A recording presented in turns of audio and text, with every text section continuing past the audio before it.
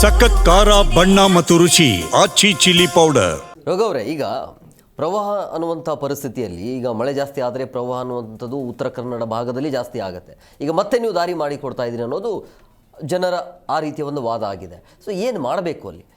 ಅದೇ ಮೊದಲಿಗೆ ಇವ್ರು ಏನು ಯೋಜನೆ ಹಾಕೊಂಡಿದ್ದಾರಲ್ಲ, ಅಘನಾಶಿನಿ ನದಿ ಮತ್ತು ಬೇಡ್ತಿ ನದಿ ಏನು ಜೋಡಣೆ ಮಾಡ್ತೇವೆ ಅಂತ, ಇಲ್ಲಿ ನದಿ ನೀರು ತುಂಬ ಹರಿಯುತ್ತೆ, ನೀರು ಪೋಲಾಗುತ್ತೆ ಅನ್ನೋ ಒಂದು ಮಾತಿದೆ. ಇದು ಯಾವ ರೀತಿ ಅಂತ ನನಗೆ ಅರ್ಥನೇ ಆಗ್ತಿಲ್ಲ. ಮೂರ್ಖತನದ ಪರಮಾವಧಿ ಅಂತಾನೆ ಹೇಳ್ಬೋದು. ಯಾವ ರೀತಿ ಅಂದ್ರೆ ಇಲ್ಲಿ ವರ್ಷ ಪೂರ್ತಿ ನದಿ ಹರಿಯೋದಿಲ್ಲ, ವರ್ಷ ಪೂರ್ತಿ ಬೋರ್ಗರ್ದು ಹರಿಯುತ್ತೆ ಅನ್ನೋದು ಮಾತು ಸುಳ್ಳು. ಅದು ಯಾವಾಗ ಅಂದ್ರೆ ಸೆಪ್ಟೆಂಬರ್ ಜುಲೈಯಿಂದ ಸೆಪ್ಟೆಂಬರ್ ತನಕ ಅಲ್ಲಿ ಈ ಒಂದು ನದಿ ತೀರದಲ್ಲಿ ಪ್ರವಾಹಗಳು ಆಗುತ್ತೆ. ಅಲ್ಲಿ ಸುತ್ತಮುತ್ತಲ ಪ್ರದೇಶಗಳಲ್ಲಿ ಗಂಜಿ ಕೇಂದ್ರಗಳೆಲ್ಲ ಸ್ಥಾಪನೆ ಮಾಡುವಷ್ಟು ನೀರು ಪ್ರವಾಹಗಳು ಆಗುತ್ತೆ. ಯಾಕಂದ್ರೆ ಉತ್ತರ ಕನ್ನಡ ಭಾಗದಲ್ಲಿ ಅತಿ ಹೆಚ್ಚು ಮಳೆ ಆಗುತ್ತೆ ಮಳೆಗಾಲದ ಸಮಯದಲ್ಲಿ. ಅತಿಯಾದ ಮಳೆಯಿಂದ ಅಲ್ಲಿ ಪ್ರವಾಹ ಆಗೋದು ಆಗಿರ್ಬೋದು ಅಥವಾ ಸಾಕಷ್ಟು ಕಷ್ಟಗಳನ್ನು ಎದುರಿಸ್ತಾರೆ. ಆದರೆ ಈಗ ಏನಾಗ್ಬಿಟ್ಟಿದೆ ಅಂದರೆ ಅಲ್ಲಿ ಸೆಪ್ಟೆಂಬರ್ ತನಕ ನೀರಿದ್ದು ಆದ ನಂತರ ಅಲ್ಲಿನ ಜನಗಳಿಗೂ ನೀರಿಗೆ ಹಾಹಾಕಾರ ಬರುತ್ತೆ. ಅಲ್ಲೂ ನೀರಿನ ಸಮಸ್ಯೆ ಎದುರಿಸ್ತಾರೆ. ಕೃಷಿಗೆ ಅದನ್ನೇ ಆ ನೀರಿಗೆ ಕೃಷಿಯಾಗಿ ಅವಲಂಬಿಸ್ಕೊಂಡಿರೋದ್ರಿಂದ ಇವಾಗ ಮತ್ತೇನಂದರೆ ಈಗ ಈ ಒಂದು ಏನು ನದಿ ಬಯಲು ಏನಿತ್ತಲ್ಲ, ಈಗ ಅಘನಾಶಿನಿ ನದಿ ಇವುಗಳಲ್ಲಿ ಅದೇ ಕೃಷಿಯನ್ನು ಅವಲಂಬಿಸ್ಕೊಂಡು ಅಲ್ಲಿನ ಜನರು ಇರ್ತಾರೆ.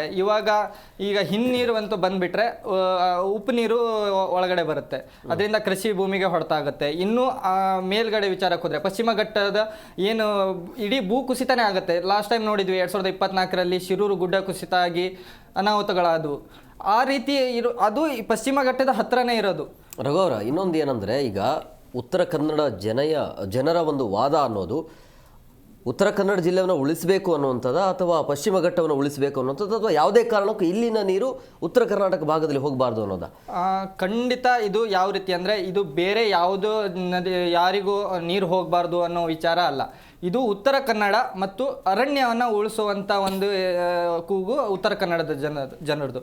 ಏನಾಗುತ್ತೆ ಅಂದರೆ ಉತ್ತರ ಕನ್ನಡ ಜನತೆಗೆ ಯಾವ ರೀತಿ ಯೋಜನೆಗಳು ತಂದು ಹೇರಿದ್ದಾರೆ ಅಂದರೆ ಅಲ್ಲಿ ಒಂದು ನಾನು ಹೇಳ್ದಂಗೆ ನಿರಾಶ್ರಿತರಾಗ್ತಾರೆ.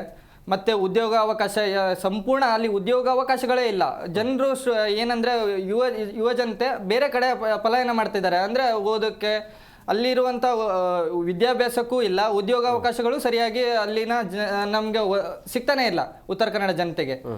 ಈ ಉದ್ಯೋಗ ಅವಕಾಶಗಳು ಇಲ್ಲದೆ ಬೇರೆ ಕಡೆ ಹೋಗಿರೋದ್ರಿಂದ ಈಗ ಸರ್ ಏನು ಹೇಳ್ತಾರೆ, ಹೋರಾಟಗಾರರು ಏನು ಹೋರಾಟ ಮಾಡಬೇಕು ಅನ್ನೋದೇನಿತ್ತಲ್ಲ, ಇದು ನಿನ್ನೆ ಮೊನ್ನೆ ಹೋರಾಟ ಅಲ್ಲ.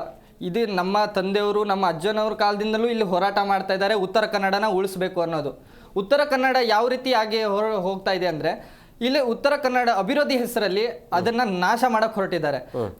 ಸರ್ ಹೇಳ್ದಂಗೆ ಈಗ ಏನಂದ್ರೆ ಮರಗಳನ್ನು ಕಡಿದು ಈಗ ಈ ಯೋಜನೆಗಳಿಗೆ ಎಷ್ಟು ಮರಗಳನ್ನು ಕಡಿತಾರೆ ಅಂದರೆ ಇದು ಮರುಭೂಮಿ ಮಾಡಕ್ಕೆ ಹೊರಟಿದ್ದಾರೆ ಜನರು, ಸರ್ಕಾರ.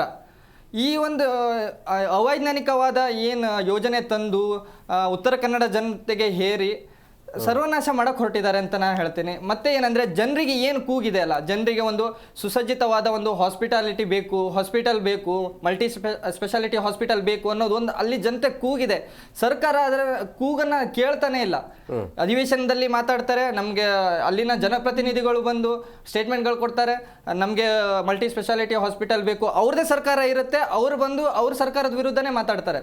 ಅಂದರೆ ಏನು, ಅಲ್ಲಿಗೆ ಜನಪ್ರತಿನಿಧಿಗಳಿಗೂ ಅದೇ ಆಸೆ ಇದೆ, ಅಂದರೆ ಅಲ್ಲಿ ಮಲ್ಟಿ ಸ್ಪೆಷಾಲಿಟಿ ಹಾಸ್ಪಿಟಲ್ ಬೇಕು ಆ ಜಿಲ್ಲೆಗೆ. ದೊಡ್ಡ ಜಿಲ್ಲೆ ಉತ್ತರ ಕನ್ನಡ ಅನ್ನೋದು, ಅಲ್ಲಿ ಯಾವುದೇ ಒಂದು ಏನೇ ಒಂದು ಸಣ್ಣ ಅಪಘಾತ ಆದರೂ ಏನೇ ಒಂದು ಬೇರೆ ಒಂದು ಜಿಲ್ಲೆಗೆ ಹೋಗಬೇಕಾಗತ್ತೆ. ಅಲ್ಲಿನ ಜನರು ಏನೇ ಒಂದು ಆಸ್ಪತ್ರೆಗೆ ಹೋಗ್ಬೇಕಂದ್ರೆ ದೂರದ 300 ಕಿಲೋಮೀಟ್ರು ಮಂಗಳೂರಿಗೆ ಹೋಗೋದು ಆಗಿರ್ಬೋದು, ಗೋವಾಗೆ ಹೋಗ್ತಾರೆ, ಹುಬ್ಳಿಗೆ ಹೋಗ್ತಾರೆ. ಇವೆಲ್ಲ ಎಷ್ಟೋ ಜನರು ಯಾವ ರೀತಿ ಆಗಿದೆ ಅಂದರೆ ರಸ್ತೆ ಮಧ್ಯದಲ್ಲಿ ಪ್ರಾಣ ಬಿಟ್ಟವರೇ ಜಾಸ್ತಿ ಆಗಿದ್ದಾರೆ ಅಪಘಾತದಲ್ಲಿ ಸಮಯದಲ್ಲಿ ಈ ಉತ್ತರ ಕನ್ನಡದ. ಮತ್ತೆ ಏನಂದರೆ ಇಲ್ಲಿ ಚತುಷ್ಪಥ ಮಾಡೋಕ್ಕೆ ಹೋಗಿ ಸಾಕಷ್ಟು ಮರಗಳನ್ನು ಕಡಿದು ಶಿರೂರು ಗುಡ್ಡ ಕುಸಿತ ಆಗಿರೋದನ್ನು ನಾವು ನೋಡಿದ್ವಿ. ಅವೈಜ್ಞಾನಿಕವಾಗಿ ಗುಡ್ಡ ಕೊರೆದು ಹಾಗೆ ಬಿಟ್ಟು ಅಲ್ಲಿ ಒಂದು ಪರಿಸರ ನಾಶ ಆಗೋಕ್ಕೆ ಕಾರಣೀಭೂತರಾಗ್ತಾ ಇದ್ದಾರೆ ಅಲ್ಲಿನ ಸರ್ಕಾರಗಳು ಮತ್ತು ಏನು ಕಾಂಟ್ರಾಕ್ಟರ್ಗಳು.